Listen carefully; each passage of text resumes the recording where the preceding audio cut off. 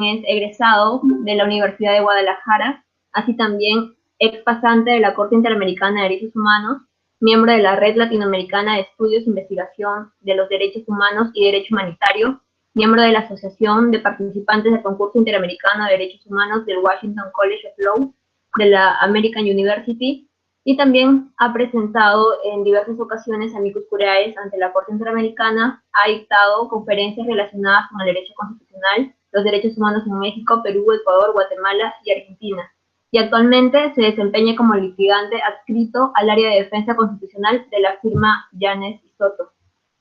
Sergio, muy buenas tardes, agradecemos que nos puedas acompañar el día de hoy y pues apoyar en este proceso de aprendizaje para todos nosotros como espacio y también como personas interesadas en la promoción y el conocimiento de los derechos humanos. Te daría el paso para que puedas comenzar con tu exposición y si también tienes que presentar diapositivas, pues me avisas para poder retirar la imagen que tenemos proyectando ahora. Ok, perfecto, muchas gracias. Tengo una duda porque, digo, quizás mi cámara intermitentemente está prendiendo y apagando, no sé por qué, pero ¿me escuchan claramente? Sí, te escuchamos claramente. Bueno, también en todo vemos... caso, dime. También vemos bien, para nosotros no se está apagando ni prendiendo la cámara, sí se puede visualizar. Ok, perfecto. Bueno, de cualquier manera, no necesitaré de emitir ningún material, pero bueno, lo bueno es que se escucha de manera correcta. Primero que nada, pues agradecerles por la invitación, ¿no?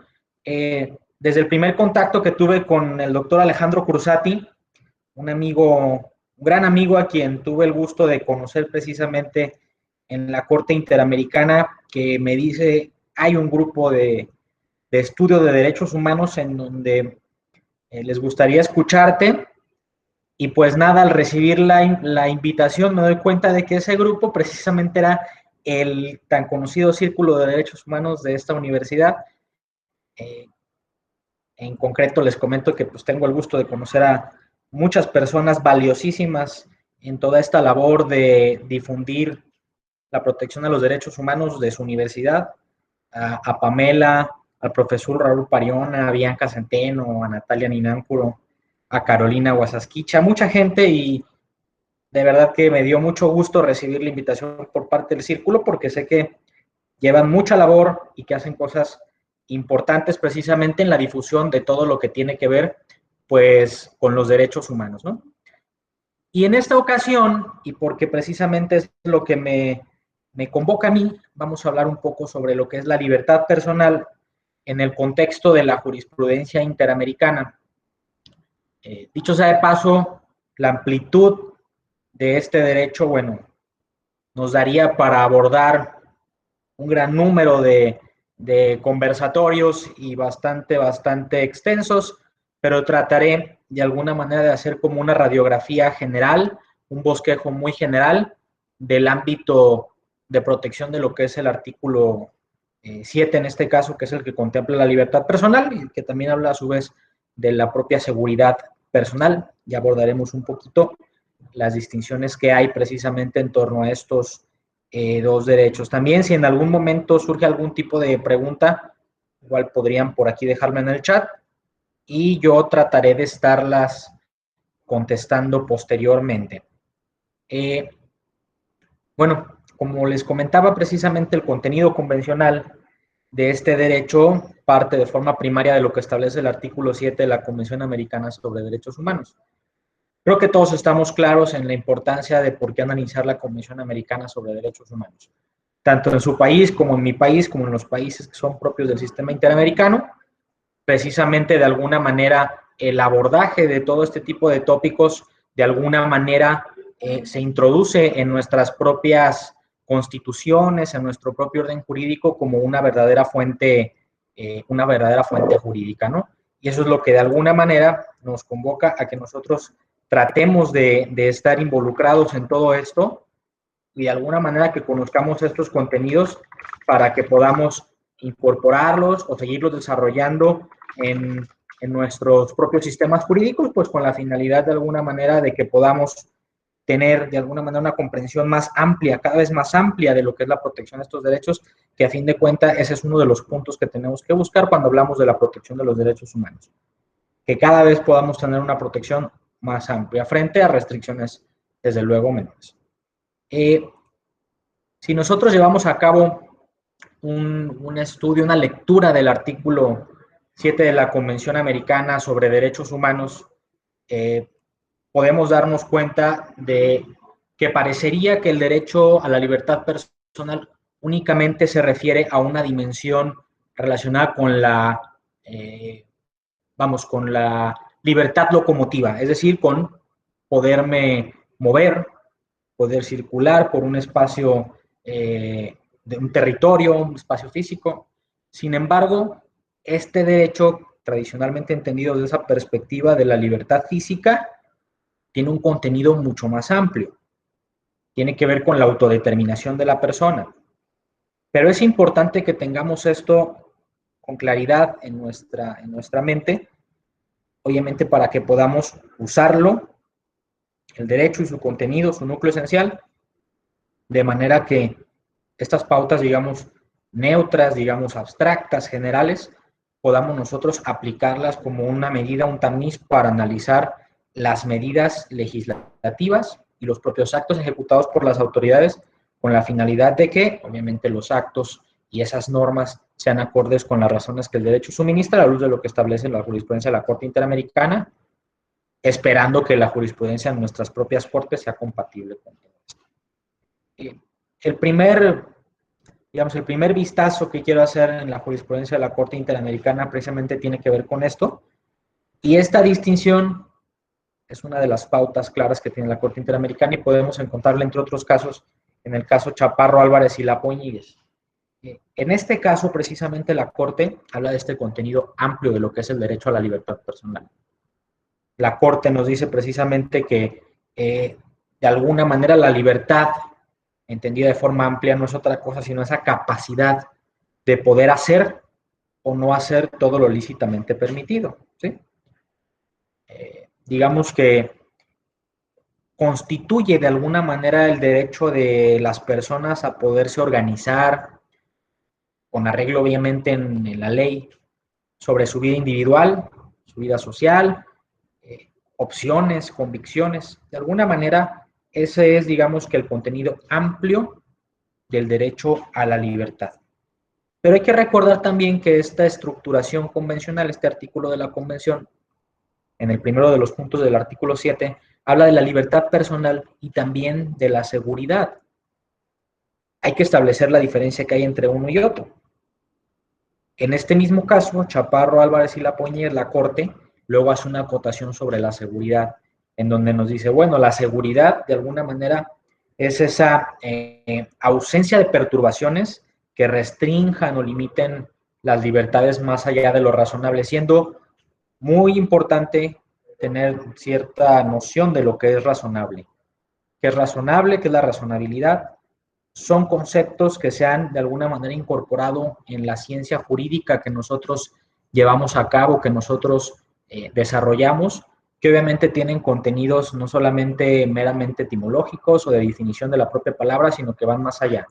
Son contenidos que pueden de alguna manera introducir toda una línea de pensamiento filosófico, lo razonable, aquello que de alguna manera se encuentra concentrado dentro de ciertos extremos de lo que se puede llevar a cabo con base en determinadas pautas que se permiten conforme a las distintas características que se puede tener en una determinada porción de territorio y conforme a pensamientos que se recogen de las personas y que después se incorporan en los órdenes jurídicos para considerarlo precisamente que es acorde a lo que se buscaría que suceda.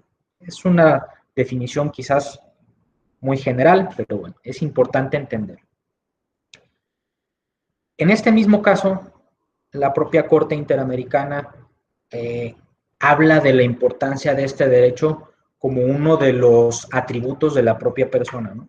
Es un derecho humano básico.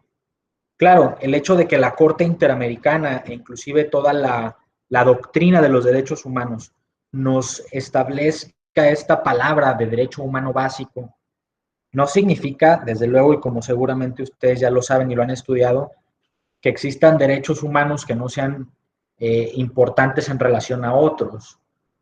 Bueno, a fin de cuentas, tenemos que entender que uno de los principios, dos de los principios de los derechos humanos de su protección, pues son la interdependencia y la indivisibilidad, ¿no? De alguna manera, todos los derechos humanos coexisten, están en un ambiente en donde precisamente unos dependen de los otros.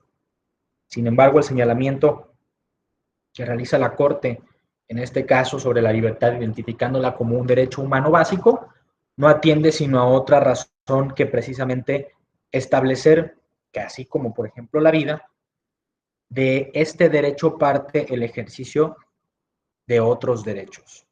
¿Sí? Pero bueno, retomando algunos de los puntos para hacer como que un esquema general del artículo 7 de la Convención. Posteriormente tenemos otro de los puntos, digamos, interesantes de lo que es la protección a este derecho a la libertad, pero que además está relacionado con cualquier cuestión relacionada, perdón, que lo reitere la palabra, a restricciones a los derechos humanos. Me detengo un poquito. Sí, los derechos humanos pueden ser objeto de restricciones. Como seguramente ustedes lo han estudiado desde el Velázquez Rodríguez respecto de Honduras hasta la última sentencia que dictó la Corte, que fue la aclaración de sentencia de Ansejutsunat, hay una pauta muy clara, que no hay derechos humanos de carácter absoluto, a excepción de la prohibición de ser objeto de tratos crueles, inhumanos y degradantes que se ha acotado en diversas sentencias de la Corte Interamericana y que, como lo saben, es un principio de jus cogens. Pero ahí hay que ser incisivos en que cualquier derecho puede ser objeto de una restricción, siempre y cuando la restricción, pues obviamente, atienda a determinadas pautas. Que la restricción se encuentre contenida en una ley, es decir, el principio de legalidad, entendiendo a la legalidad o a que se encuentre contenida en una ley como que esté elaborada en un producto normativo que se haya llevado a cabo precisamente en una asamblea en donde existe algún tipo de consenso o debate para que el producto normativo sea contemplado como un producto democrático, es decir, podría ser una ley o podría ser un reglamento o podría ser inclusive algún otro tipo de contenido normativo, independientemente del tipo de justificaciones normativas que pueda haber en su constitución, en la Constitución mexicana, pero si hay un producto democráticamente llevado a cabo, bueno, cumplirá con este requisito. El principio de fin legítimo, es decir, que exista algún tipo de razón lo suficientemente objetiva en la Constitución, en este caso en la Convención Americana sobre Derechos Humanos, para llevar a cabo de alguna manera la restricción. Esto no es otra cosa sino aquel valor que se contrapone al ejercicio del valor que se está ejerciendo y que es el motivo por el que se necesita llevar a cabo alguna restricción para no poner en peligro el otro. Y bueno, la proporcionalidad y la idoneidad. En ese sentido, en ese cariz, este propio artículo 7 de la Convención Americana establece, vamos, el hecho de que nadie puede ser privado de su libertad física, pero después establece una excepción, que es salvo por las causas y condiciones fijadas de antemano por las constituciones o por las leyes dictadas conforme a ellas. Esto no quiere decir que todas las causas para llevar a cabo la privación de la libertad tengan que estar contenidas en la constitución política de un Estado. No necesariamente es eso. Claro que deben existir núcleos esenciales en las constituciones, pero de alguna manera los cómo, las formas, cómo se va a materializar algún tipo de privación de la libertad por las razones que el derecho suministra es precisamente de ese modo. Hay que cumplir con estas estructuraciones, ¿no? En México hay digamos que es todo un paradigma relacionado con las restricciones a derechos humanos. Tenemos una tendencia de hiperconstitucionalismo en donde nuestros tribunales están planteando que casi es necesario que la restricción forzosamente esté contenida en la Constitución, porque de lo contrario cualquier restricción contenida en cualquier otra norma regular no tendría ningún tipo de eficacia. Creo que eso es peligroso, precisamente hablando de cómo se estructura o cómo de alguna manera funge el Estado de Derecho en un país. Pero bueno, la Constitución no establece eso. la Constitución, perdón, la Convención es muy clara al establecer que sí puede haber contenidos esenciales, primarios en las constituciones, pero también confiere la posibilidad de que las leyes regulares emanadas de nuestras constituciones, pensando en que generalmente las constituciones latinoamericanas, al menos las que yo he tenido la oportunidad de apreciar quizás de un vistazo, pero que he tenido oportunidad de ver, pues tienen una estructuración muy similar en donde existen núcleos esenciales contenidos en esa constitución y a partir de las leyes regulares que emanan las asambleas, los congresos, se llevan a cabo las leyes reglamentarias de todo esto. Otro punto importante del artículo 7, que también más adelante estaremos abordando todos y cada uno de ellos de manera más amplia, habla de la prohibición sobre las detenciones o encarcelamientos arbitrarios. Y esto es muy interesante. Inclusive, de forma reciente, la Corte Interamericana emitió una sentencia en donde se refirió precisamente al encarcelamiento arbitrario. Y no es otra cosa, sino que de alguna manera estas detenciones, cuando no se ajusten a las razones que el derecho suministra, de forma muy patente, bueno, podrían ser arbitrarias. Siguiente inciso, así de forma muy breve. Señala la propia convención de alguna manera que se tiene que informar a la persona a la que se va a detener o que se está deteniendo en ese momento sobre las razones de la detención. Es decir, hay que explicarle de manera coherente a la persona a la que se va a detener cuáles son los motivos por los cuales se va a enfrentar a este tipo de medida, además de que se le tiene que poner sin demora ante el conocimiento de un juez o un funcionario autorizado por la ley para ejercer estas funciones judiciales. Porque de lo contrario, corremos el riesgo de estar frente a algo que sucede constantemente en el contexto latinoamericano que conocemos como las desapariciones forzadas, ¿no? Cometidas tanto por agentes estatales como por agentes privados por la quiesencia de los estados. Otro punto interesante del artículo 7, tiene que ver precisamente con el derecho a que las personas puedan recurrir los fallos en los que se ordenan la privación de la libertad como una medida punitiva después de llevar a cabo un proceso penal y toda la dimensión de lo que tiene que ver con este derecho. Es decir, la existencia de una medida cautelar para evitar que se consume precisamente esta privación en tanto se resuelve, se califica sobre la legalidad, constitucionalidad y convencionalidad de la propia detención. De alguna manera también esto supone estudiar los plazos en los cuales se va a llevar a cabo este tipo de desarrollo del procedimiento con la finalidad de que obviamente una persona no se encuentre de forma prolongada en algún otro tipo de medida como puede ser la prisión preventiva, hablando de estas medidas cautelares que se llevan a cabo en los procesos penales, porque una prolongación irrazonable de una persona en este tipo de medidas podría constituir un encarcelamiento arbitrario. Y bueno, el último de los puntos del artículo 7, que, bueno, establece claramente que nadie puede ser detenido por deudas. ¿A qué se refiere la convención? Por deudas, bueno, algo que seguramente, bueno, quiero creer que en su constitución está establecido, en la constitución mexicana está establecido, en algunas otras constituciones yo he visto que está establecido, que es el hecho de que una persona cuando tiene algún tipo de deuda de carácter civil, es decir, el incumplimiento de un contrato, el incumplimiento de una obligación de carácter alimentario, civil, etcétera, no podría de alguna manera ser privado de su libertad y remitido a algún centro de encarcelamiento con motivo de ello. Esos son los 7 parágrafos que componen el artículo 7 de la Convención Americana sobre Derechos Humanos, es decir, el derecho a la libertad personal, ¿no? Y que, como lo comentamos, es el derecho a la libertad personal y, de alguna manera, como géneros, libertad personal y seguridad personal. Hace algunos minutitos platicábamos precisamente sobre la dimensión de este derecho. Ya comentamos que la libertad no se refiere de manera exclusiva a la libertad locomotiva, al no estar privado de la libertad, sino de forma amplia a la posibilidad de hacer o no hacer algo que lícitamente está permitido. La Corte Interamericana, precisamente en todo su ejercicio de establecimiento de su jurisprudencia, entre otras cosas, ha señalado que el contenido esencial de este derecho a la libertad personal tiene que ver contra toda interferencia, haciendo estas dos acotaciones, arbitraria o ilegal del Estado.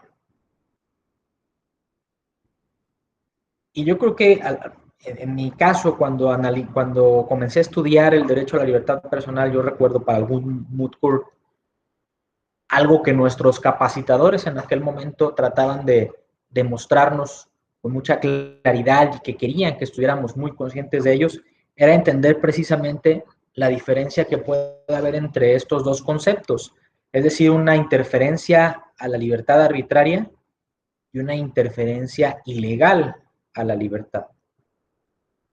La propia Corte, inclusive en sus casos, lo ha determinado. Podemos analizar un reciente caso sobre estas diferencias, que es el caso Romero Ferris versus Argentina, en donde la Corte insiste en esa línea muy puntual de su jurisprudencia de establecer que existe una distinción entre estos dos conceptos. Es decir, la interferencia, o vamos a decirlo así, detención arbitraria y la interferencia o detención ilegal. Mientras que de alguna manera la dimensión específica de este derecho está compuesta por una serie de garantías que protegen el derecho a no ser privado de la libertad ilegalmente o arbitrariamente, hay que entender que todos y cada uno de estos rubros cumplen una función muy puntual, pero que también, como lo comentábamos hace algún momento, se encuentran interrelacionados. De ahí la importancia de todos y cada uno de ellos. Si nos encontramos frente a un caso en el que una persona se encuentra afectada en su libertad, hay que analizar todos y cada uno de estos pasos. Bastaría con que uno de ellos haya sido alterado para que tengamos que generarnos la idea de que esa persona ha sido de alguna manera afectada en su derecho a la libertad personal. En la jurisprudencia interamericana, al abordar estas distinciones entre lo arbitrario y lo ilegal, la Corte ha dispuesto precisamente que la diferencia, digamos, esencial, por decirlo de alguna manera, consiste en el establecimiento de las medidas normativas para que se lleve a cabo la detención, ¿no? Que se lleve a cabo la alteración de la libertad de la persona. Podría tratar de dar un ejemplo en el que les diga yo que cualquier tipo de privación de la libertad ilegítima sería arbitraria, pero no cualquiera sería ilegal. ¿Y a qué me refiero con esto? Bueno, de alguna manera estos dos incisos, al momento de establecer estas dos diferencias, se refieren, digo, trataré de ser muy concreto en cuanto a esto. El primero, es decir, la detención ilegal, tiene que ver con que los supuestos normativos que permiten que se lleve a cabo una alteración de la libertad de una persona están ahí de alguna manera para respetarse, y existiendo estos pasos para que se lleve a cabo esta afectación de la libertad, al incumplirse alguno de ellos, pero obviamente encontrándose disponibles para que la autoridad los lleve a cabo, es atendido de forma deficiente.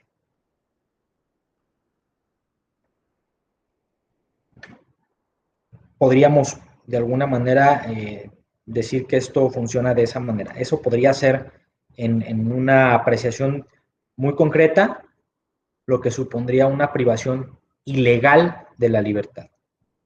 Es decir, que no se lleve a cabo, conforme a las causas que la ley establece, la ley o la Constitución. Por otro lado, la alteración arbitraria de la libertad es aquella que escapa de forma abrupta a las razones que el derecho suministra. Lo voy a ejemplificar para de alguna manera entender la diferencia.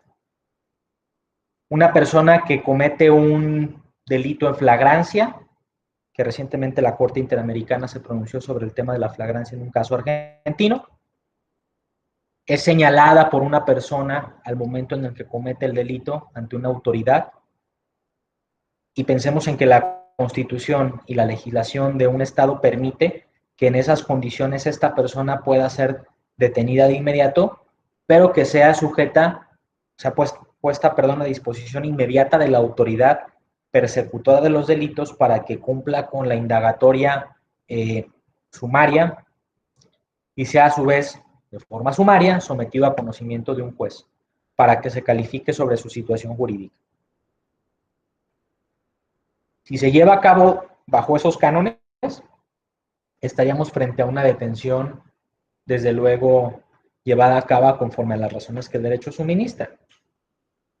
¿Qué pasaría si un policía de carácter regular que no tiene competencia para la persecución de los delitos, en esas condiciones detiene a esta persona y no la pone a conocimiento inmediato, sumario, de la autoridad que persigue los delitos para que se lleve a cabo la investigación sumaria y que a su vez él pueda ponerlo a disposición de un juez?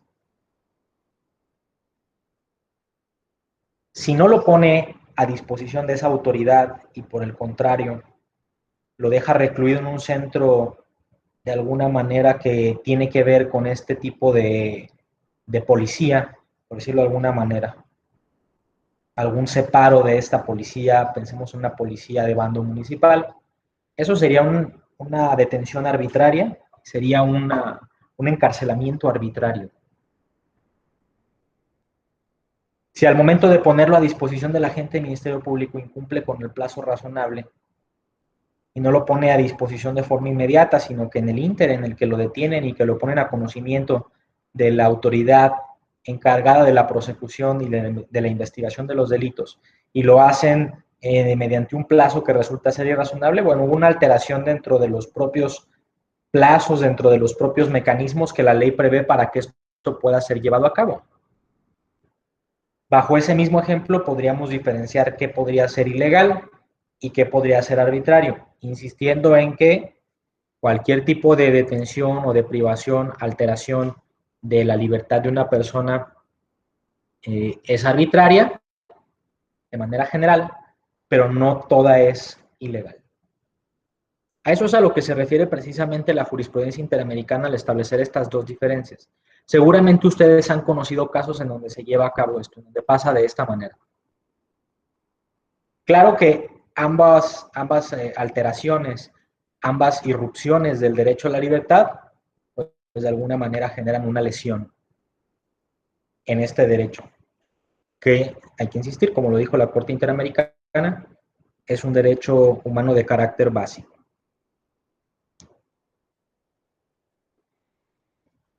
Pensemos en ese mismo ejemplo. Se lleva a cabo la detención en flagrancia de una persona, se pone en conocimiento de la autoridad investigadora de los delitos de manera sumaria, vamos bien.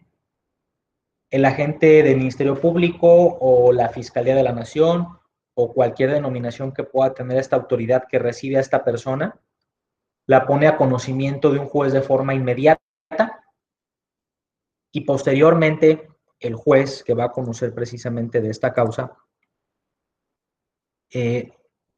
inicia con la audiencia en la que se da cuenta precisamente sobre los motivos por los cuales se encuentra detenida esa persona, se le sujeta al proceso y posteriormente el juez va a resolver sobre la imposición de medidas cautelares para evitar que esta persona se sustraiga del proceso. Es decir, con la finalidad de que se pueda asegurar el éxito de que si la persona una vez que enfrenta ese proceso resulta ser responsable, bueno, que esté a disposición de la autoridad que va a conocer de esto. ¿Por qué podría ser el caso de que la persona, si no existiera alguna medida cautelar, se extrajera de la acción de la justicia? Y bueno, hablaremos más adelante de las justificaciones para esto. Pero pensemos que el juez de conocimiento recibe esta causa y le dan razones objetivas y razonables para la imposición de una medida cautelar de prisión preventiva. Esta persona posteriormente es llevada a un centro de reclusión preventiva, en donde estará precisamente a disposición del juez, que va a llevar a cabo el desarrollo del proceso en donde se va a determinar sobre su responsabilidad o no dentro de ese proceso penal. Una vez que se encuentra esta persona precisamente compurgando esta pena privativa de la libertad, bueno, no pena privativa de la libertad, esta medida privativa de manera cautelar, esta medida tendría que ser evaluada de forma periódica, oficiosa inclusive, iniciada por el propio juez que esté conociendo del asunto bajo el cual se encuentre precisamente resguardada la libertad de esta persona. De lo contrario, si no se llevara a cabo esta verificación constante, periódica, sobre si las causas por las cuales se encuentra la persona en prisión preventiva subsisten, si no se lleva a cabo, constituiría un encarcelamiento arbitrario. Así lo dijo recientemente la Corte Interamericana de Derechos Humanos en el caso Carranza-Alarcón. En este caso, la Corte Interamericana establece que la prisión, digamos que el encarcelamiento arbitrario tiene que ver precisamente con el incumplimiento de razones objetivas para que una persona se encuentre privada de su libertad. Otro ejemplo podría ser que una persona que esté compurgando una determinada sentencia pueda ser objeto de algún tipo de beneficio carcelario y no obstante que es beneficiario de esa, digamos, de esa situación especial para que pueda salir, continúa precisamente recluido. Eso sería también un encarcelamiento arbitrario.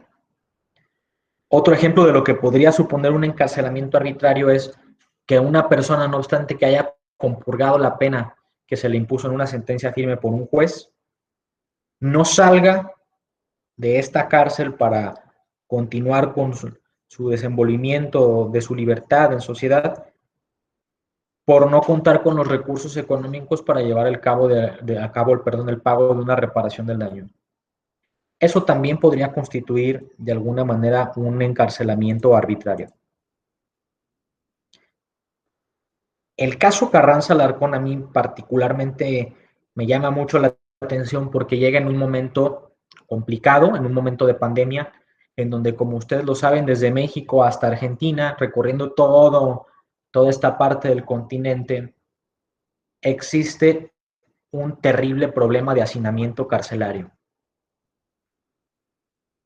Y es importante el caso precisamente porque con base en él, muchas de las cárceles que se encuentran precisamente en hacinamiento podrían haber sido despresurizadas con la acción de los jueces, con un debido estudio sobre las causas por las cuales se encuentran recluidos, privados de su libertad bajo las condiciones que el derecho de momento pueda suministrar, con la finalidad de que puedan volver a sus casas y de alguna manera evitar cadenas de contagio de esta enfermedad que seguramente a ustedes también los tiene preocupados en este tipo de centros de reclusión carcelaria.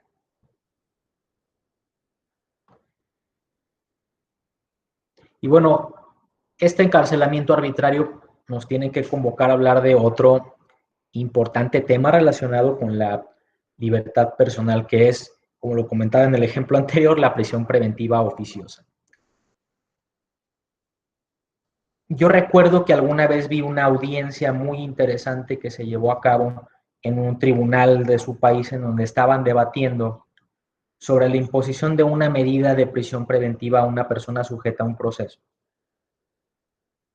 Si mal no recuerdo, se trataba de un caso de un político y recuerdo que el debate giraba en torno al requisito de que existiera a vecindad de la persona a la cual se le quería imponer la prisión preventiva, porque el abogado defensor estaba precisamente tratando de exponer todos los requisitos para que él no fuera sujeto de esta medida de prisión preventiva y que pudiera llevar a cabo su proceso fuera de la cárcel. Y recuerdo que el fiscal que conocía del caso y que estaba precisamente solicitando la imposición de esta medida, trataba de argumentar que la persona, al no tener un domicilio en el propio país, no tenía precisamente esa calidad para que fuera objeto del beneficio de continuar su proceso en libertad. La prisión preventiva no es otra cosa sino una medida cautelar que se da dentro del propio proceso penal. Existe en Argentina, existe en Colombia, existe en Chile, en Ecuador, existe en su país, existe en México. Y la imposición de esta medida tiene que ser de carácter excepcional. La Corte Interamericana en diversas ocasiones ha tenido la oportunidad de pronunciarse sobre la imposición de esta prisión preventiva y precisamente el punto más importante es ese, que es una medida de carácter excepcional. ¿Por qué? Bueno, porque la afectación a la libertad de las personas, si partimos del mismo principio de que es un derecho humano básico, bueno, es una alteración importante y muy trascendente precisamente en la vida de las personas. Y por ese motivo es que se tiene que respetar este principio de la excepcionalidad.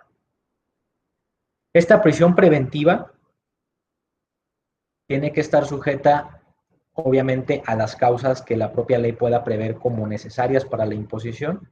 Hay que recordar que su finalidad es evitar precisamente que la persona pueda extraerse de la acción de la justicia, que puede estar sujeta al proceso con la finalidad de que se determine sobre su responsabilidad y que si el día de mañana se determina que existe responsabilidad por parte de esta persona, pues aquella otra persona que de alguna manera sea a la que le vamos a atribuir el carácter de víctima, pueda obtener el cumplimiento de los puntos de resarcimiento de esa sentencia.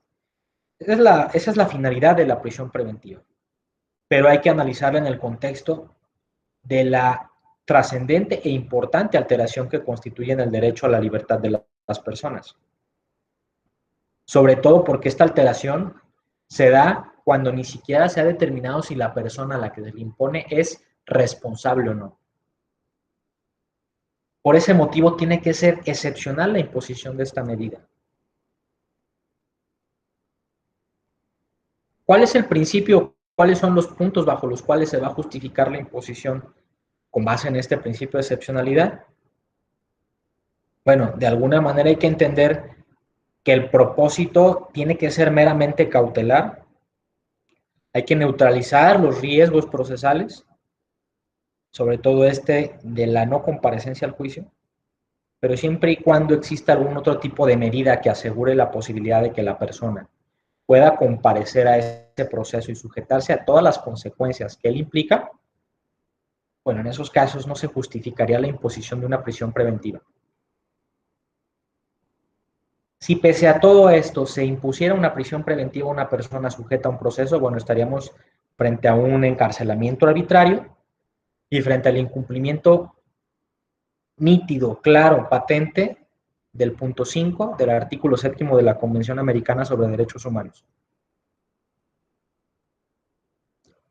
Lamentablemente, en muchos países de Latinoamérica, la imposición de la prisión preventiva funge como una regla y no como una excepción.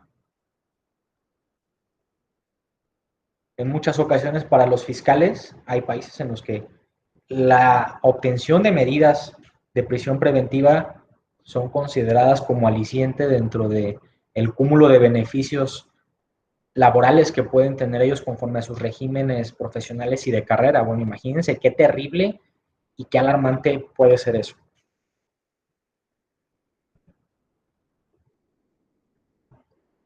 Sobre todo,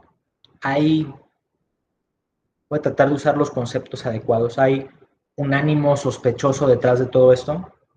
¿O hay, como diría la jurisprudencia mexicana, un efecto corruptor? Hay un caso muy importante en nuestra corte que introdujo estos dos vocablos. Hay un elemento corruptor en el uso de esta prisión preventiva en muchos casos, bajo los cuales estos métodos de encarcelamiento, de alguna manera, pese a que son legales, en la práctica, al ser irrazonables o carentes de proporcionalidad, se tornan totalmente arbitrarios.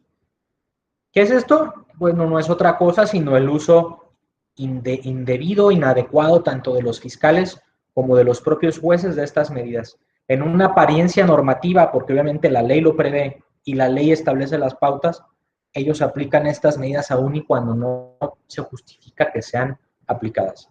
Esto es usado en muchos países como una medida para generar una presión de carácter político. Es en ocasiones hasta una extorsión judicial. Por más alarmante que esto suene, así pasa en muchos países de América Latina.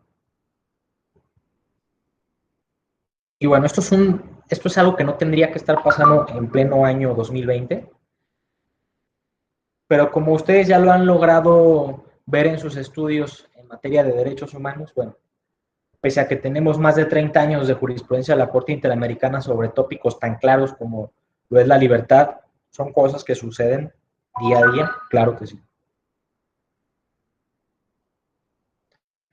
Otro de los puntos de este artículo 7, de este derecho a la libertad personal, tiene que ver precisamente con el abuso de poder en la privación de la libertad.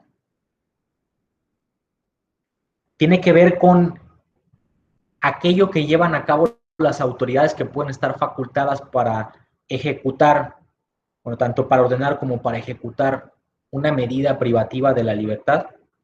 Claro, cuando se vuelve necesario, pero digamos que en el camino que hay, en el transcurso que hay entre el paso A, que es el dictado de esta orden, y el paso C, que es poner a la persona a disposición de la autoridad que puede conocer sobre el proceso relacionado con la necesaria privación de la libertad de una persona, pensando en una medida cautelar, tiene que ver con este camino del punto A al C, en donde el punto B se manifiesta de las formas más graves de violaciones a derechos humanos. En este punto B de este camino al que yo me estoy refiriendo, por hacer un dibujo de lo que tendría que, de alguna manera, dimensionar este aspecto del derecho a la libertad personal, está precisamente algo a lo que conocemos nosotros como desaparición forzada.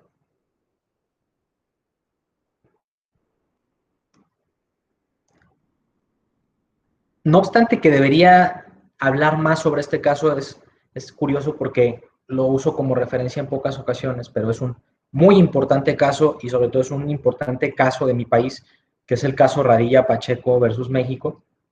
Es un caso relacionado con la detención ilegal sin ningún tipo de orden por parte de elementos del ejército mexicano de don Rosendo Radilla Pacheco, que era una persona que se dedicaba a la música, hacía cánticos de protesta y era identificado precisamente como una persona que alentaba este tipo de conciencia sobre la protesta cuando obviamente las autoridades no llevaban a cabo sus funciones de forma correcta y en el contexto de algo a lo que se le conoció como la Guerra Sucia en México. Él es detenido, fue llevado a un centro de reclusión clandestina,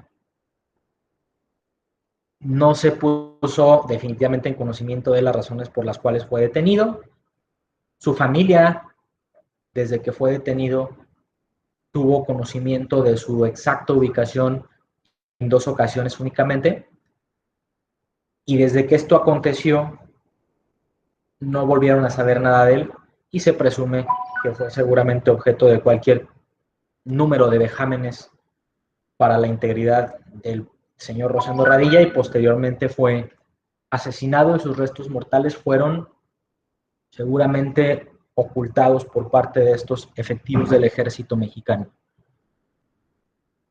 Este paso B al que yo me he referido tiene que ver con esto, con todo aquello que sucede cuando se lleva a cabo mediante abuso de las funciones o abuso precisamente de lo que implica llevar a cabo la detención, la privación de la libertad por parte de estos agentes. Tiene que ver con aquellos casos en los que al momento de intentar detener a una persona mediante el uso excesivo de la fuerza o de algún tipo de medida para repeler algún tipo de ataque, supone poner en peligro, si no es que supone el final de la vida misma de esa persona a la que se pretende detener o a la que se le pretende privar de la libertad. Tiene que ver con todo ese tipo de elementos. Aunque esto está dispuesto en el propio artículo 7 de la Convención de Libertad Personal, seguramente ustedes ya están comenzando a generar esta idea de que tiene que ver con aspectos relacionados con otros derechos, desde luego. La vida, la integridad personal y varios etcétera. El artículo 7 de la Convención de la Libertad Personal también acota algo precisamente relacionado con esto.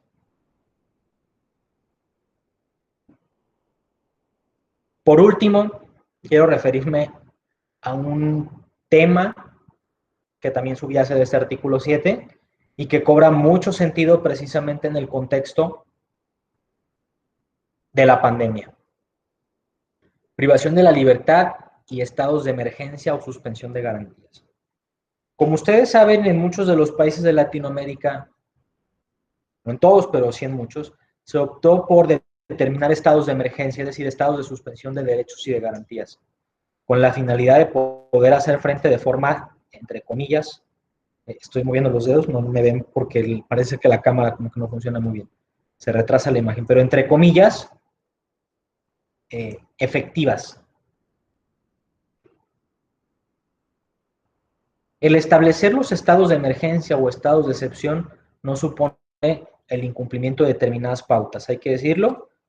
Hay derechos cuyo núcleo de protección, cuyo contenido es muy rígido y aún en los estados de excepción no puede ser inobservado. Inclusive la propia Convención Americana sobre Derechos Humanos en diverso artículo precisamente se refiere a esto. No, hay ciertos derechos que no pueden ser irrumpidos en estos estados de excepción.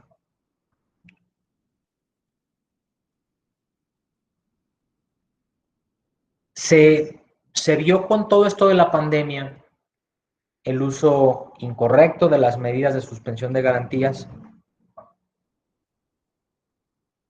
precisamente en el contexto de lo que es el ejercicio de la libertad personal.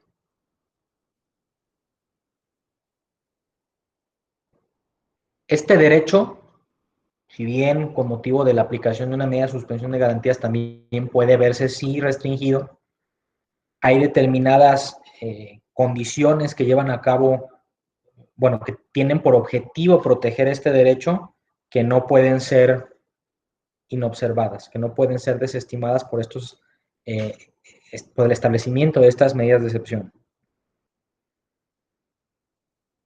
Entre otros, bueno, se me viene a la cabeza hablar del mecanismo de protección. Por ejemplo, en México tenemos el amparo, pero en muchos países de Latinoamérica tenemos el habeas corpus, la acción de tutela.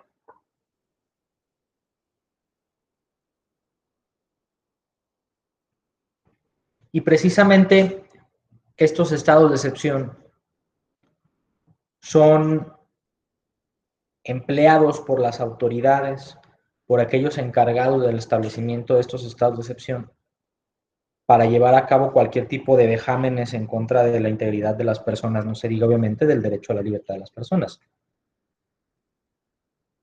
Pensemos que en el contexto del COVID se han implementado de manera objetiva, porque es cierto, es necesario implementar medidas para disminuir la libertad locomotiva de las personas, o hay personas a las cuales, pese a que se les establece cuáles son las medidas de alguna manera para evitar la cadena de contagios, pues continúan en sus vidas como si nada aconteciera. Creo que aquí hay el rompimiento de una comprensión común de lo que son los derechos por este tipo de circunstancias tan excepcionales, tan extrañas, seguramente coincidan conmigo en todo esto, pero eso no supone que las autoridades puedan usarlas de forma irrazonable, ni puedan usarlas para justificar precisamente llevar a cabo actos que atentan en contra de la libertad de las personas de manera irrazonable. En el estado en el que yo vivo en México, que es Jalisco, hay un municipio en el cual se llevó a cabo un caso terrible que ocupó la agenda nacional, generó protestas. Se habla de una persona que no portaba su cubrebocas y por no portar el cubrebocas fue detenido por un agente municipal. Al momento de que es detenido por el agente municipal, esta persona que supuestamente no portaba el cubrebocas comienza a tomar una actitud violenta con motivo de la detención de la cual estaba siendo objeto. Es detenido, lo introducen en un vehículo policial, posteriormente es llevado a los separos, que no es sino como una especie de centro de reclusión, de la policía municipal, en donde posteriormente es golpeado, es torturado y posteriormente, bueno, lo asesinaron. Es la palabra, lo asesinaron. Cuando es entregado a sus familiares, luego de esta detención, pues precisamente es entregado en estas condiciones, sin vida. Por eso es delicado el establecimiento de este tipo de medidas y por eso se tiene que tomar con mucha responsabilidad por parte de los actores estatales el establecimiento de estados de suspensión de garantías. Porque lo que puede iniciar con una privación de la libertad por causas quizás irrazonables, no bien definidas por la norma o por los propios decretos de excepción, puede culminar en este tipo de vejámenes.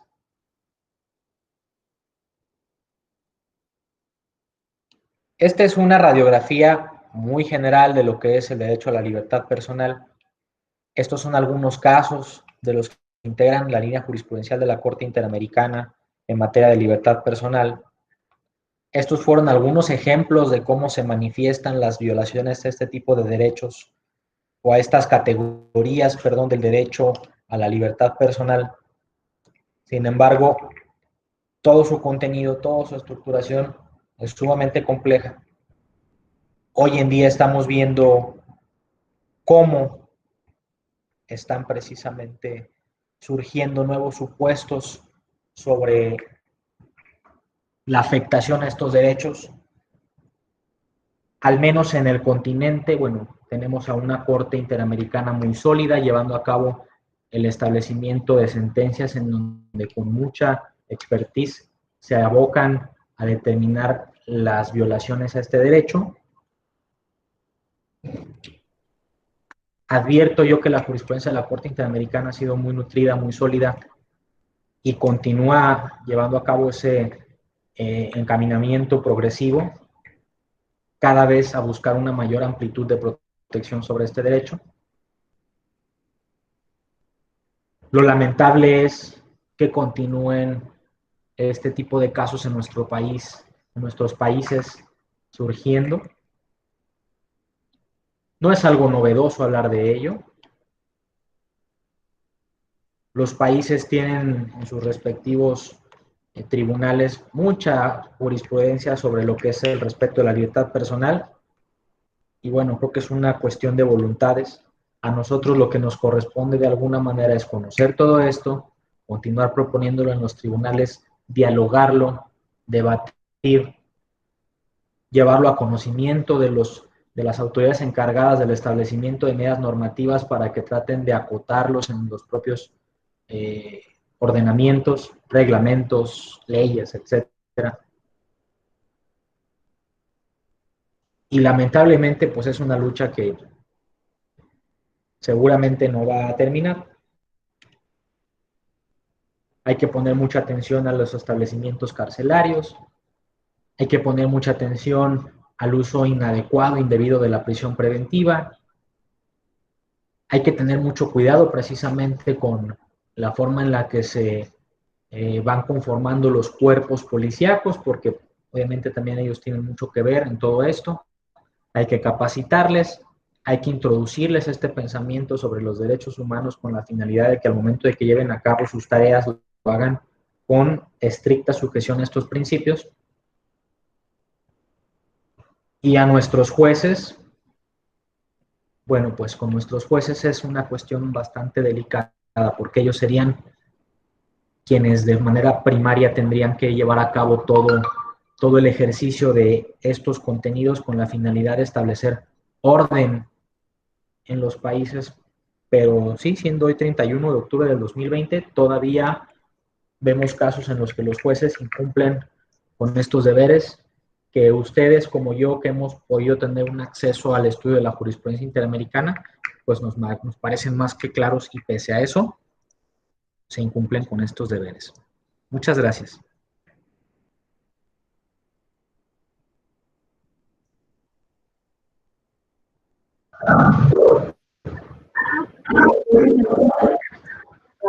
acerca de un derecho bastante importante en un contexto, pues, personas privadas de libertad vulnerables tienen igual garantías mínimas condiciones de vida. Y bueno, pasaríamos ahora a las preguntas. No sé si alguien quiere preguntar, puede prender su micro y hacerlo. También hay una pregunta en el chat, se la leo para que la vaya respondiendo mientras alguien se anima a realizar alguna otra. Y bueno, Tatiana pregunta si es que cómo es que se podría diferenciar entre la libertad personal y el derecho de circulación. Ok, perfecto. ¿Va a haber más preguntas o voy respondiendo una a una? Creo que va respondiendo una a una y se van a ir sumando. Cuando termine, de repente otra persona desea participar y pueda preguntar. Ok, perfecto. Si recuerdan en la ponencia, bueno, en este conversatorio, les comentaba que hay una dimensión más amplia de lo que es el derecho a la libertad personal. En el caso Chaparro, Álvarez y Lapo Íñiguez, la Corte dice, bueno, es que la libertad personal no tiene que ser entendida de forma limitada, sino como la posibilidad de que una persona tenga esa disposición o esa capacidad de llevar a cabo cualquier cosa que la propia ley permita que lleve a cabo con base en el ejercicio de sus derechos. Si pensamos en esto, el ejercicio de la libertad personal, bueno, la protección del derecho a la libertad personal y el derecho a la circulación de alguna manera tienen una conexión sumamente íntima. ¿Por qué? Porque el derecho de circulación, entendido como esta posibilidad de que podamos nosotros deambular, caminar de manera libre por las zonas que integran un determinado estado, una determinada federación, etcétera, de alguna manera es algo que lícitamente la ley nos permite, de tal suerte que libertad también podría abarcar el ejercicio de este derecho. Si lo pensamos en esa amplitud que nos dio la Corte Interamericana en el caso Chaparro, Álvarez y Lapo Íñiguez. Si pensáramos en la libertad personal dentro del contexto del propio artículo 7, como esa libertad para que nosotros no seamos privados de la capacidad de llevar a cabo ese ejercicio, pues la distinción podría ser que las medidas de restricción que tienen que ver con uno y con otro sí pueden ser distintas. Les explico por qué. Partiendo de un ejemplo que sucede comúnmente en México, nosotros también tenemos el libre derecho a la circulación, ¿no? Yo puedo tomar mi automóvil o ir caminando por una calle sin ningún problema y nadie tiene derecho a decirme no puedes caminar por aquí, salvo determinadas circunstancias. En México tenemos el establecimiento de medidas de carácter legal y de carácter de ordenanzas municipales, reglamentos, en donde se permite que se restrinja precisamente el derecho a la circulación en determinadas zonas. ¿Sí? Si ustedes pueden advertirlo, hay una íntima relación, pero la distinción podría darse desde el ámbito del tipo de restricciones y precisamente la imposición de una medida de restricción para poder circular en determinadas zonas, siempre y cuando también se sujete a las razones que el derecho suministra, es decir, que sea legal, que esté contenida en algún, perdón, que esté de alguna manera frente a ello la necesidad de proteger un valor legítimo de contenido constitucional o convencional que sea razonable y que sea idónea, podría llevarse a cabo. Entendido desde esta amplitud de lo que dijo la Corte Interamericana en el caso Chaparro, Álvarez y Lapo Íñiguez, hay una muy íntima conexión. La diferencia que yo aquí de bote pronto podría encontrar puede ser esa, pero insisto, si el contenido del derecho a la libertad personal se refiere a que una persona pueda tener la capacidad de hacer todo aquello que tenga que ver con su desarrollo o con aquello que le apetece, siempre y cuando la ley lo permita, creo que podemos entender con mucha claridad que la libertad de circulación se encuentra contenida o se encuentra arropada precisamente dentro del derecho a la libertad personal. Podríamos decir que el derecho a la libertad personal es una especie y dentro de esa especie hay varios géneros y uno de estos géneros sería precisamente el derecho a la libre circulación. Ahora veo otra que dice una detención administrativa por sí misma es arbitraria? Yo considero que no, y voy a tratar de estructurar la respuesta.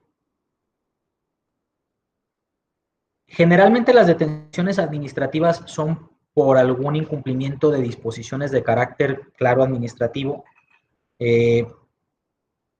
Pienso en un ejemplo, una persona que está orinando en la vía pública. Hay algún tipo de bando de policía y buen gobierno. Generalmente este tipo de normas están replicadas en todos los países latinoamericanos, y una persona pues se ve la necesidad de orinar en la vía pública porque no hay un sanitario cerca. Y una autoridad llega y lo detiene. Por sí misma, esa detención de carácter administrativa no podríamos considerar que es arbitraria, pero voy a explicarlo.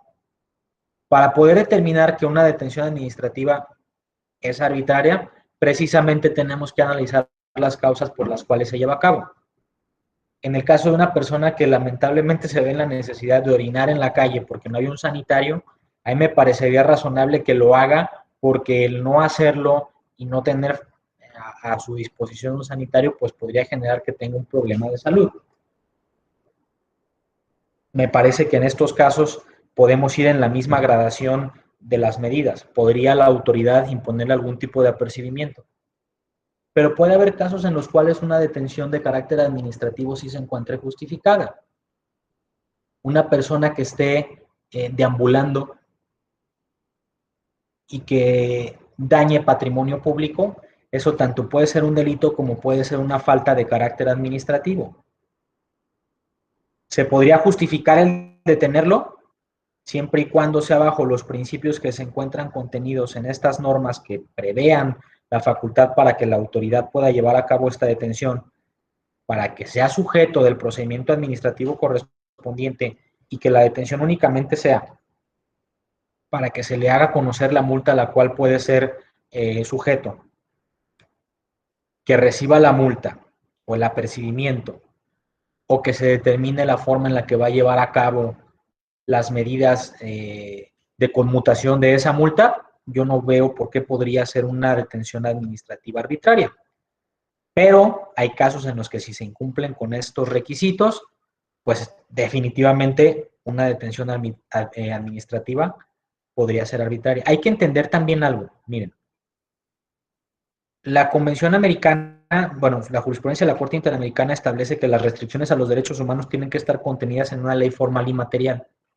Bajo ese principio, hay infinidad de restricciones a los derechos humanos, o infinidad de medidas que podrían constituir una restricción a derechos humanos en nuestros países, que no tendrían aplicación, porque no son leyes formales y materiales. Sí podrían ser leyes materiales, pero no formales, porque, por ejemplo, pensemos en un reglamento o en un decreto legislativo, como sucede, perdón, sí, un decreto legislativo que es producto de un decreto del presidente, pero tiene este carácter. Bajo esta comprensión de la jurisprudencia interamericana, pues no podría ser válida la restricción a derechos humanos. Pero la Corte Interamericana, en la opinión consultiva, colegiación obligatoria de los periodistas, y también en la diversa opinión consultiva, el artículo 30, el concepto ley en el artículo 30 de la Convención Americana sobre Derechos Humanos, en ambas estableció que se tiene que entender por una ley formal y material. Y aquí determinó la Corte Interamericana, bueno, una ley formal y material no necesariamente tiene que entenderse como una ley estrictamente emanada de un congreso, de un parlamento, de una asamblea. Tiene que entenderse como ley formal y material aquel producto normativo emanado de un proceso democráticamente llevado a cabo, en donde existe algún tipo de debate y consenso de quienes representan al pueblo. Pensando en eso, hay detenciones administrativas que se llevan a cabo con base en los reglamentos que son producto de autoridades municipales. No sé con toda claridad cómo se encuentra desarrollado el régimen de bandos de gobierno en su país, pero de ser así, siempre y cuando esta medida sea producto de un proceso democrático, cumplirá los mismos fines que hablar de una ley formal y material. Y si están ahí las causas por las cuales se puede llevar a cabo la detención administrativa, y esta cumple con un fin objetivo, y es para las causas que estrictamente sean necesarias, no será arbitraria. Cuando sale de toda esta estructuración, ahí sí la detención administrativa podría ser arbitraria. Veo.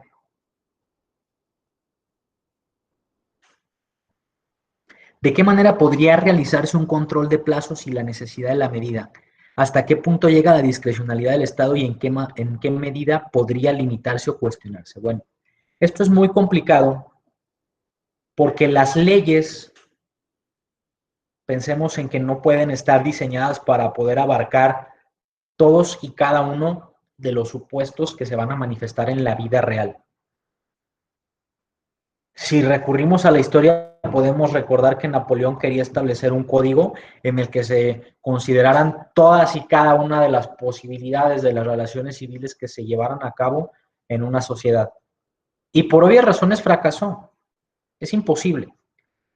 Pero ¿qué es lo que sí tiene que estar precisado en las leyes? Pues parámetros generales para que posteriormente las autoridades jurisdiccionales o no jurisdiccionales, en ejercicio de sus facultades, puedan llevar a cabo un análisis de lo que establece esa norma y las causas particulares que anteceden a un determinado hecho para determinar, en función de esas normas, qué hacer. Voy a ponerles un ejemplo. En México, una vez que una persona es detenida en flagrancia porque cometió un delito, tiene que ser puesta a disposición de la autoridad hasta en 48 horas. Hasta en 48 horas. Lo que hace la autoridad es que por costumbre se toma las 48 horas para poner a la persona a disposición de un juez. Pero la norma dice hasta, es decir, dentro de la hora 0 y la hora 48 desde que es detenido. Dentro de ese parámetro puede darse el caso de que la integración de esta carpeta para poner de inmediato a disposición de del juez correspondiente a este asunto no requiera los 2 días completos. Puede ser una cuestión sumamente clara, nítida, en la que la integración se pueda llevar a cabo en 5 horas, no lo sé. Pero precisamente determinar la razonabilidad de este plazo depende de eso. Depende del análisis de las circunstancias particulares que giran en torno a ese caso para establecer con base en lo razonable, en lo proporcional, si efectivamente ese plazo es el estrictamente necesario para poner a disposición de un juez a esta persona. Ahora, ¿de qué forma se puede llevar a cabo este control? Quiero yo entender lo que es, cuáles son las justificaciones de carácter convencional para llevar a cabo el control. Los artículos que habilitan a todas las autoridades de cualquiera de los órdenes de gobierno, de cualquiera de los poderes, a llevar a cabo este análisis sobre lo proporcional y sobre lo necesario, son los artículos 29, 30 y 32 de la Convención Americana sobre Derechos Humanos. Esas son las herramientas que le permiten a cualquier autoridad llevar a cabo esta evaluación de lo que es razonable, de lo que es idóneo. De forma general, claro, cada artículo posteriormente tiene pautas específicas en donde también se manifiesta la idoneidad, la necesidad y la razonabilidad. Pero estos 3 artículos de forma general establecen esta, digamos, cláusula de la razonabilidad. ¿Hasta qué punto llegaría la discrecionalidad? Claro, ya vi que tiene que estar referida al estado de emergencia. ¿A qué se refiere precisamente la discrecionalidad del Estado? ¿Cómo podemos limitarlo, cuestionarlo? Bueno, una cosa es lo discrecional y otra cosa es lo arbitrario o autoritario, ¿sí? La discrecionalidad se encuentra ceñida a 2 extremos que tienen que ver precisamente con lo que es razonable. Y dentro de estos 2 extremos, la autoridad, de manera optativa, siempre y cuando no se afecten los derechos que están circunscritos entre este punto A y este punto B, puede ejecutar los actos necesarios para cumplir con sus funciones. Cuando sale de estos 2 extremos, no hay discrecionalidad, es una cuestión autoritaria y arbitraria. Lamentablemente en muchos países, ¿qué sucede? que se justifican actos totalmente contrarios a derechos humanos con esta discrecionalidad. Dicen, bueno, es que son facultades discrecionales de la autoridad. No. Hay casos en los que no estamos frente al ejercicio discrecional de una facultad, sino un ejercicio autoritario y arbitrario, que sale de las razones que el derecho suministra. Cuando un acto se ampara en una cuestión aparentemente discrecional, pero sale de los extremos de lo que es razonable, pensemos en lo razonable como una pauta general que determina cómo tiene que actuar una autoridad en cualquiera de los casos que se manifiestan. Cuando sale de eso, no puede ser considerado discrecional. Es autoritario, es arbitrario. ¿Cómo puede limitarse? ¿Cómo puede cuestionarse? Bueno, nuestros órdenes jurídicos establecen pautas muy claras. Claro que hablar del orden jurídico, de la Constitución, de la Convención, supone que nosotros creemos que la autoridad va a hacer un ejercicio o un control de esto de forma espontánea. Va a haber una observación espontánea. Y en muchas ocasiones no es así. Para eso tenemos precisamente medidas o mecanismos para cuestionar cuando no se lleva a cabo conforme a estas razones el ejercicio de una facultad. Ustedes tienen acciones de tutela. En México hay acciones de tutela. Es una medida bajo la cual se puede poner a conocimiento de un juez la forma en la que una autoridad está actuando en infracción de estos márgenes de lo que puede considerarse acorde al Estado constitucional, democrático y convencional de derecho. Ahora, en los estados de excepción, por eso precisamente los mecanismos que tienen por objeto salvaguardar los derechos humanos no pueden restringirse. Ahí hay una excepción muy clara en la Convención Americana sobre Derechos Humanos, sobre este aspecto. El propio artículo 27 lo establece así. El derecho a la protección judicial, a las garantías judiciales, no puede ser restringido. ¿Con qué objeto? Precisamente con el objeto de que tengamos a nuestra disposición las medidas jurisdiccionales para poder cuestionar todo esto. Claro, no tendríamos que llegar a sus extremos. Las autoridades tendrían que verificar de forma espontánea, insisto, el cumplimiento de estos deberes. Pero cuando no es así, la forma de sujetar a que lo lleven a cabo, la forma de cuestionarlo, precisamente es a partir del establecimiento de estas medidas. Miren, me gusta mucho hablar del juicio de amparo mexicano porque es una herramienta a la cual yo tengo acceso. Gran parte de mi desenvolvimiento profesional es precisamente en el ejercicio del derecho al juicio de amparo. Y puedo decirles que es un mecanismo sumamente eficaz. Una vez que uno presenta una demanda de amparo en México para cuestionar el ejercicio indebido de las facultades de una autoridad, en 24 horas tiene la resolución de admisión y en 24 horas tiene una medida de carácter cautelar constitucional que le ordena a la autoridad que actúe de determinado modo para no afectar los derechos o que en todo caso se abstenga de actuar en determinado sentido para no afectar también estos derechos.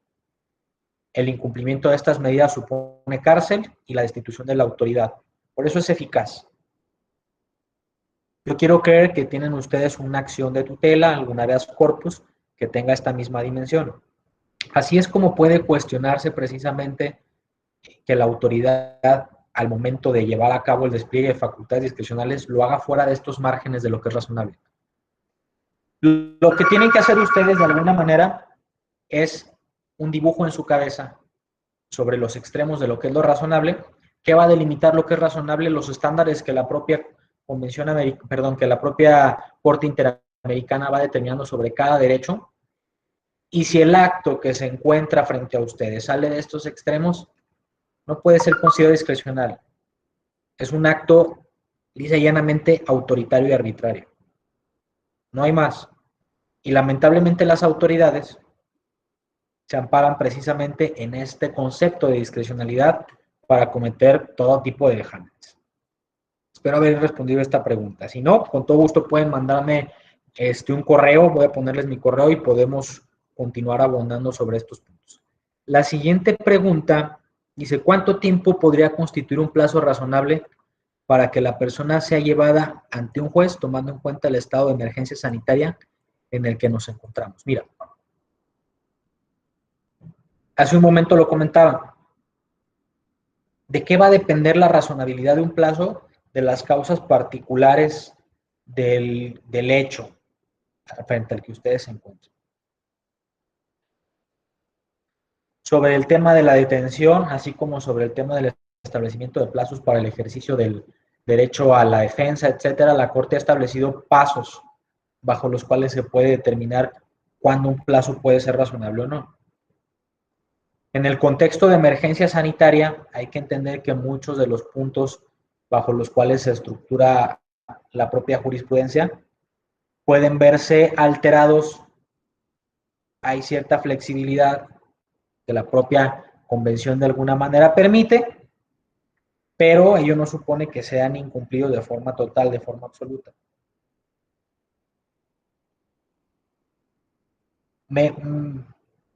Cuando hablo de razonabilidad, yo tengo dos ideas, una meramente académica o doctrinal y otra más encaminada precisamente a lo que pues viene estableciendo la jurisprudencia de la Corte Interamericana, ¿no? Una que tiene que ver con lo que establece la doctrina, por ejemplo, de Manuel Atienza, de García Amado, que se refieren a la doctrina de otros académicos alemanes, etcétera, ¿no? Y la de la jurisprudencia interamericana, que es más digerible, que es más concreta, que es muy interesante y que nos permite de alguna manera, en función de cada caso, pues establecer una respuesta.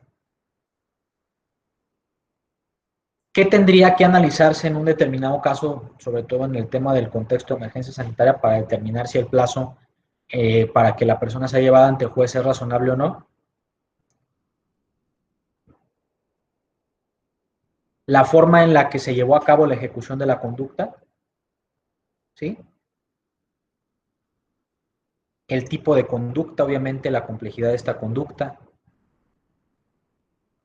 la necesidad que tenga, en este caso, la Fiscalía, acá en México, el agente del Ministerio Público, también los fiscales, de poder recabar las entrevistas necesarias para determinar de forma adecuada el establecimiento de la carpeta o de la medida para llevarla ante el juez.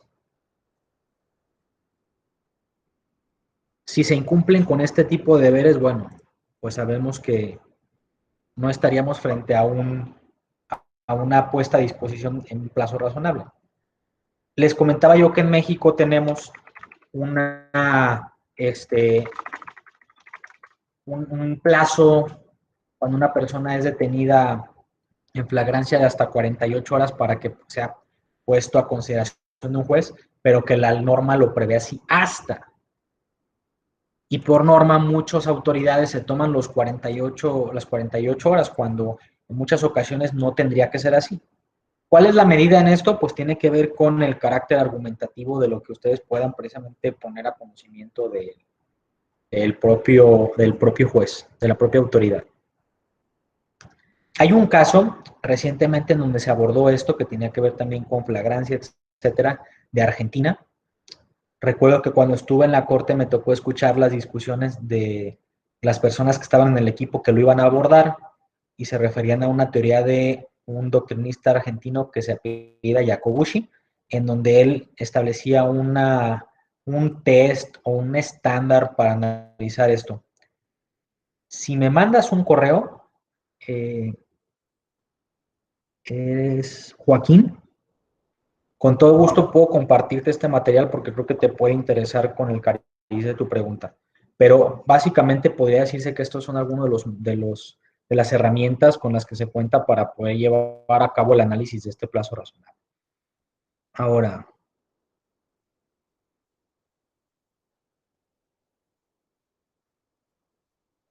cuando se encuentra en prisión preventiva por un tiempo prolongado, este tiempo prolongado se podría contar como no proporcional y por lo tanto arbitrario o solo se daría por garantías judiciales de plazo razonable. Mira, en el caso Carranza Alarcón versus Ecuador, con toda claridad la Corte estableció que esto constituiría un encarcelamiento arbitrario. Así lo dijo la Corte en el caso. Esta pregunta que tú me propones, ¿qué es un encarcelamiento encarcelamiento arbitrario. Y obviamente, si hablamos de que fue un encarcelamiento de carácter arbitrario, pues hay una afectación directa en la libertad de la persona. Esto trasciende más allá del proceso. Por lo tanto, no solamente tendría una dimensión desde el propio proceso hablando de las garantías judiciales, sino que también tendría algún tipo de invasión en la propia libertad directa de la persona. Podría inclusive, conforme a los lineamientos que estableció la Corte en este caso, hasta ser motivo para que se determine la inmediata libertad de la persona, y así lo determinó precisamente la Corte al estudiar luego en la sentencia las medidas de reparación. Y si en el marco de una detención administrativa se le niega el acceso a defensa pública, se viola alguno de los elementos que compone la libertad de integridad según la Convención Americana. Esto es muy interesante, les voy a explicar por qué. Porque cuando nosotros llevamos a cabo el análisis, voy a hacer esta analogía. Cuando llevamos a cabo el análisis del artículo 8.1 y 8.2 de la Convención Americana sobre Derechos Humanos, el 8.2 parecería que se refiere de forma exclusiva al proceso penal, es decir, el proceso en el que se va a determinar sobre si una persona cometió o no una conducta delictiva, y en donde se va a determinar si corresponde una medida privativa de la libertad. Ok. Sin embargo, la Corte Interamericana ha estudiado este artículo 8 y ha determinado que tiene ciertas pautas que son generales y que tienen una dimensión específica a un gran cúmulo de casos, de materias, etc. Por ejemplo, el artículo 8, al establecer que tienen que ver con los procedimientos en los que se determina cualquier tipo de derechos, la Corte dice cualquier tipo de derechos es un cúmulo importante de situaciones. Y el artículo 8.2, que establece las garantías del proceso penal, puede tener también una aplicación en otro tipo de procedimientos. Este tipo de derechos tienen un carácter, así lo identifica la doctrina, poliédrico, y con determinados matices y modulaciones se puede manifestar en las distintas ramas del derecho, en distintos tipos de procedimientos, de tal suerte que el establecimiento de medidas que pudiéramos creer nosotros que son exclusivas del ámbito del derecho penal, también tienen aplicación en otro tipo de ámbitos en donde el Estado ejerce o en donde se manifiesta su potestad punitiva. De tal suerte que la aplicación de este artículo 7 de la Convención, que tiene que ver con la libertad personal, también tiene aplicación en las detenciones de carácter administrativo, con ciertos matices y ciertas modulaciones que obviamente diferirían de lo que tiene que ver con la detención en el contexto de un proceso penal, pero sí, también tendría aplicación. ¿Es posible establecer una relación entre la violación al derecho a la libertad personal y al daño al proyecto de vida? Claro. Creo que la respuesta la puedo estructurar de forma muy simple. Si nosotros pensamos en que una persona es afectada en su derecho a la libertad personal sin que existieran causas para que ello aconteciera, pues obviamente esta persona vio interrumpido su desenvolvimiento personal de forma abrupta y dejó de llevar a cabo seguramente planes, proyectos, dejó de tener en su vida personas con las cuales comúnmente podía estar acompañándose, etcétera, sin que existieran razones para que ello aconteciera. Todo eso implicó una irrupción en lo que él quería para su vida, en todo lo que supone su proyecto de vida. Si una persona se ve afectada de esa forma en su libertad sin causa justificada, obviamente también vio irrumpido su proyecto de vida y esta alteración de la libertad personal tiene una dimensión también de violación en este otro derecho. Además, hay que recordar lo que les comentaba sobre el artículo 7, que se refiere tanto a libertad como a seguridad personal, pero que la amplitud en la que la Corte ha estudiado el derecho tiene que ver no solamente con una cuestión relacionada con la libertad locomotiva, sino con ese derecho o esa capacidad de poder hacer todo aquello que una persona quiera para sus intereses personales, claro, dentro del marco de lo que la ley permita. ¿Cómo te das cuenta de la forma en la que se manifiesta una violación a la libertad personal y al proyecto de vida? Si tú analizas alguna de las sentencias de la Corte Interamericana donde se han referido a la libertad personal, te puedo poner, por ejemplo, Romero Ferris versus Argentina, el propio caso Carranza Alarcón versus Ecuador, el caso Gangaram Panday, todos ellos, al analizar el tema relacionado con el derecho a la libertad, posteriormente, al establecerse las medidas de reparación y hablar sobre daños materiales e inmateriales, la Corte hace una acotación sobre todo esto. Porque efectivamente, si una persona es privada de la libertad y con motivo de ello ve alterado su orden normal, común de vida, conforme a lo que él quería determinar para sí mismo, pues obviamente fue mediante causas que no lo justificaban. Y entonces sí, se manifiesta también una alteración precisamente al proyecto de vida. A mí me gusta mucho insistir en todo esto de los principios de interdependencia y universalidad. Cuando nosotros vamos viendo cómo se desenvuelven los derechos, nos damos cuenta de que ninguno puede ser comprendido sin la protección o la dimensión de otro.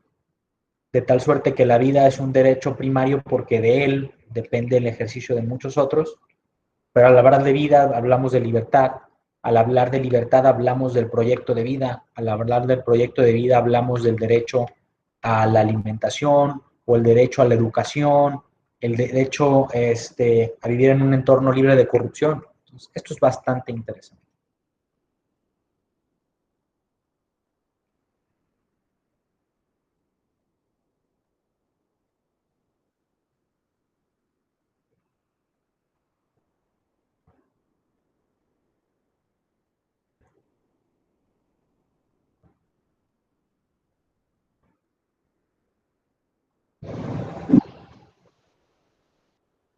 ¿Alguien tiene alguna consulta? Disculpe, yo quería hacer una pregunta. Es acerca de mm, cuando se realiza algún tipo de detención, por ejemplo, en este contexto de pandemia, de las personas por incumplimiento de alguna medida dada por el estado de emergencia, y se las lleva a un centro penitenciario. Esto es de por sí arbitrario, porque debería haber una distinción entre la detención administrativa y las personas que tienen una condena o procesos penales, o es que se podría realizar esto, o es que no habría ningún problema en que compartan Estados Unidos. Ok. Sí deberían existir centros distintos, porque obviamente el tratamiento de unos y otros lo son. Esto también se manifiesta con el ejemplo de la distinción que tiene que haber entre la detención de una persona que se encuentra en un país en una condición migrante irregular a una persona que es detenida precisamente por lo que ve un proceso de carácter penal. ¿Qué veo yo en todo esto? Que obviamente, como en muchos de los rubros o los ámbitos en los que se manifestó todo el entramado de medidas para enfrentar la pandemia, pues obviamente las autoridades carecen de los elementos materiales para poder llevar a cabo la implementación de ciertas medidas acorde a las razones que el derecho suministra. No tendría que ser, no tendrían que ir a un centro, a centros similares de reclusión. ¿Sí? Vamos pensando en lo siguiente. Una persona que es detenida por una cuestión de carácter administrativo, no sé, incumplió con una medida para estar con cubrebocas en la vía pública, definitivamente no puede ser llevada a un centro de reclusión de prisión preventiva, ¿no? Entre otras cosas, porque la detención de carácter administrativo, conforme a los propios principios que se han delimitado, pues tiene que ser de carácter temporal, extraordinaria, pero nada justifica que esa medida pueda prolongarse por el tiempo porque la única habilitación para una pena privativa corporal, pues se manifiesta en los procesos de carácter penal. Hay una diferencia entre un arresto por 48 horas al incumplir con un bando de buen gobierno que puede ser conmutada con trabajo para la colectividad y una imposición de la pena privativa de la libertad hasta por 3 meses por cometer el delito de usura, por decirlo de alguna manera. Cuando se le da un tratamiento similar a una persona que cometió una falta de carácter administrativo y precisamente la detención de carácter administrativo se manifiesta realmente como una detención de carácter criminal, ya sea instrumental, procesal, una medida de prisión preventiva, o como si se manifestara como si fuera una pena privativa de la libertad por una sentencia firme, pues definitivamente hay el incumplimiento de determinadas pautas que están bien delimitadas en la propia jurisprudencia de la Corte Interamericana. Claro que la justificación de los actores estatales podría ser, bueno, es que lamentablemente la pandemia llega sin que tenga yo la posibilidad de tener centros para que se lleve a cabo esto conforme a esos estándares.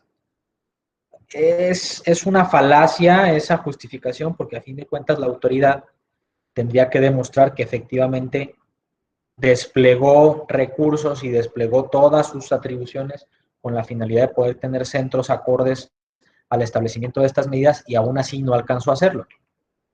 Pero obviamente es muy atractivo para las autoridades usar este tipo de justificación.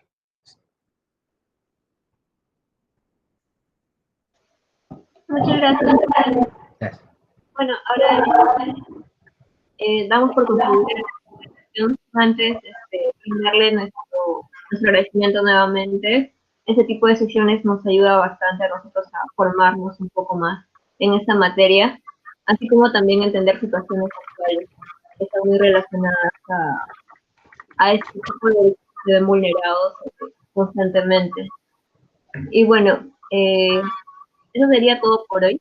Le pedimos a los chicos del círculo que por favor se queden para dar una bienvenida a los nuevos miembros y esperamos contar más adelante también con su presencia para mayores ponencias u otro tipo de eventos que podamos realizar. Muchas gracias.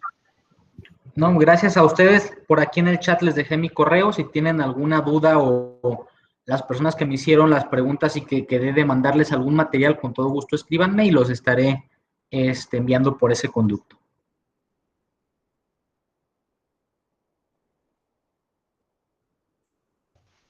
De acuerdo, voy a pasar el... Sí, muchas gracias. Gracias a todas y a todos. Muchas gracias.